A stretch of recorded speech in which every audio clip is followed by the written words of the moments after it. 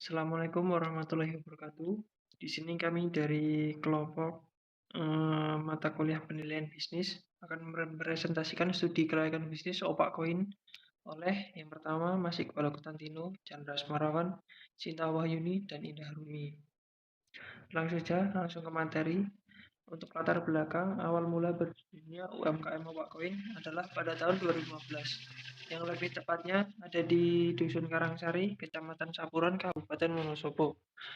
Kendala yang sering dihadapi oleh produsen opak koin yaitu masalah cuaca dan bahan baku yang kadang kosong, sehingga menyebabkan kadang dalam 1 minggu bahkan atau lebih produsen opak koin tidak memproduksi opak. Mengapa hal ini bisa terjadi pada produsen opak koin? Ada alasan untuk menjawab pertanyaan tersebut. Alasan yang pertama tentu saja perubahan cuaca yang tidak bisa ditebak. Cuaca hujan yang sering kali mengguyur daerah pegunungan tak terkecuali produsen opak koin. Bahkan hujan mengguyur dari pagi sampai sore hingga membuat produksi terhambat. Dan produsen rugi semisal tidak ada stok yang banyak di gudang mereka. Tak terkecuali Mas sendiri selaku pemilik opak koin. Terkadang produksi berjalan dari pagi walaupun mendung produksi tetap berjalan. Lalu beliau berinisiatif untuk mengatasi pengeringan adonan opak yang masih basah dengan membuat oven besar dengan ukuran yang cukup besar yaitu 1 kali 2 meter. Langsung saja materi yang pertama yaitu aspek kelayakan manajemen. Studi kelayakan bisnis juga turut menyertakan aspek manajemen sebagai aspek dasar yang harus dianalisis. Aspek ini berkaitan dengan operasional usaha opak koin baik itu pembangunan maupun pengembangan dan meliputi perencanaan, pengorganisasian, pelaksanaan, dan pengawasan. Keempat hal tersebut telah dilakukan oleh opak koin agar kegiatan produksi dapat berjalan dengan lancar. Lingkungan. Analisis aspek lingkungan dalam studi kelayakan bisnis mengacu pada analisis mengenai dampak lingkungan atau AMDAL yang disusun oleh konsultan AMDAL.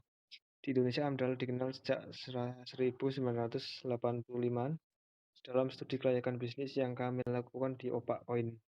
Kelayakan aspek lingkungan masih bisa dinilai baik karena dari proses produksi sendiri tidak melakukan hal yang dapat mencemari lingkungan, seperti membuang limbah secara asal-asalan.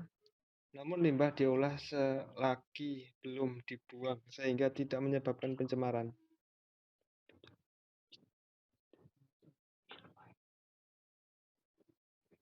Hukum. Salah satu aspek yang pasti diteliti ketika studi kelayakan bisnis dilakukan adalah aspek hukum atau legalitas. Hal ini menyangkut pada semua hal yang berhubungan dengan legalitas atau ketentuan hukum dalam mendirikan perusahaan. Namun dalam studi kelayakan bisnis yang kami lakukan pada usaha Opak Koin, aspek hukum masih belum diterapkan. Hal ini masih belum diperlukan mengingat usaha ini masih belum terlalu besar dan pemilik beranggapan untuk berbadan hukum masih belum terlalu diperlukan. Selanjutnya, analisis aspek pasar dan aspek pemasaran. 1. Aspek pasar usaha Opak Koin. Dalam studi kelayakan bisnis ini, aspek pasar Opak Koin secara garis besar membahas tentang seberapa besar permintaan, penawaran, serta harga dari suatu produk. Karena sudah zaman modern, permintaan pasar meningkat dan penawaran pasar selalu ada di setiap harinya. Konsumen sering mencari makanan berupa koin tersebut karena harga terjangkau. Pertama, metode yang digunakan selama beberapa tahun ke depan yaitu A. Penawaran opak koin, yakni dengan kuantitas barang pada tingkatan harga pasar. Apabila harga upah dari suatu barang mengalami peningkatan, maka kuantitas dari barang juga meningkat. B. Permintaan upah koin dengan jumlah makanan yang dibutuhkan oleh konsumen yang memiliki kemampuan membeli upah dengan berbagai tingkat harga. C. Bentuk pasar. Lokasi atau tempat pemasaran utama.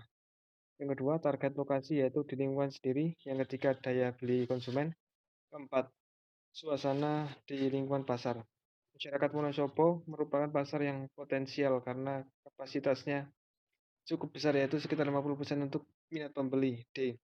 Mengukur serta meramalkan permintaan yaitu memperkirakan kemungkinan yang akan terjadi di masa yang akan datang dan sekarang dengan melakukan riset dan pengumpulan data serta informasi dari masa lampau.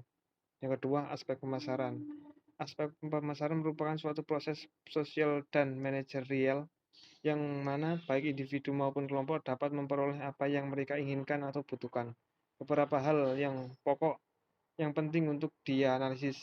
Yang pertama, segmentasi pasar, yakni pembagian pasar ke dalam beberapa kelompok pembeli yang berbeda. Beberapa aspek seperti geografis, demografi, psikografi, dan perilaku merupakan aspek utama dalam mensegmentasikan pasar.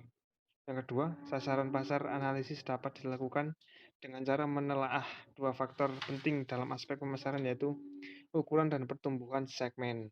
Yang ketiga, menentukan posisi pasar dengan cara mengidentifikasi keunggulan kompetitif serta mewujudkan dan mengkomunikasi posisi pasar. Yang keempat, analisis persaingan pasar di dalam menetapkan strategi pemasaran kompetitif usaha. Opak poin. Selanjutnya, kelayakan dan produksi. Ubi selama ini sudah menjadi berbagai macam produk makanan, baik makanan sudah jadi maupun makanan jadi. Masyarakat sebenarnya juga sudah tahu cara mengelola ubi kayu, tetapi kurangnya minat, gengsi, dan faktor kebiasaan menjadi ubi kayu yang masih kurang disukai. Opak merupakan salah satu bahan pangan lokal berbahan ubi kayu yang dapat berfungsi sebagai makanan ringan atau cemilan sehat. Yang kedua, opak merupakan salah satu bahan pangan lokal berbahan ubi kayu yang dapat berfungsi sebagai makanan ringan atau cemilan sehat. Yang selanjutnya, dengan kata lain, kelayakan produksi dapat diartikan bahwa usaha yang dijalankan akan memberikan keuntungan finansial dan non-finansial sesuai dengan tujuan yang mereka inginkan. Layak di sini diartikan juga akan memberikan keuntungan untuk tidak bagi perusahaan yang menjalankan, akan tetapi juga bagi investor, kreditor, pemerintah, dan masyarakat luas. Terdapat aspek-aspek kelayakan. Nomor satu, aspek pasar. Nomor dua, aspek teknik. Yang ketiga, aspek organisasi. Yang keempat, aspek finansial. Selain itu, usaha kecil menengah juga perlu adanya strategi agar dapat mencapai suatu sasaran sehingga dengan itu semua akan terkontrol dengan baik. Dengan menggunakan strategi, maka suatu badan usaha mikro, kecil, dan menengah atau UMKM akan dapat mengembangkan sesuai dengan menggunakan harapan. Pengembangan organisasi adalah usaha perencanaan diikatkan dengan peningkatan kreativitas, keterampilan menyelesaikan masalah, pembelajaran, dan perkembangan manusia dalam organisasi. Selain itu juga dapat mengubah tujuan dan strategi, teknologi, desain jabatan, struktur, proses, dan orang-orangnya.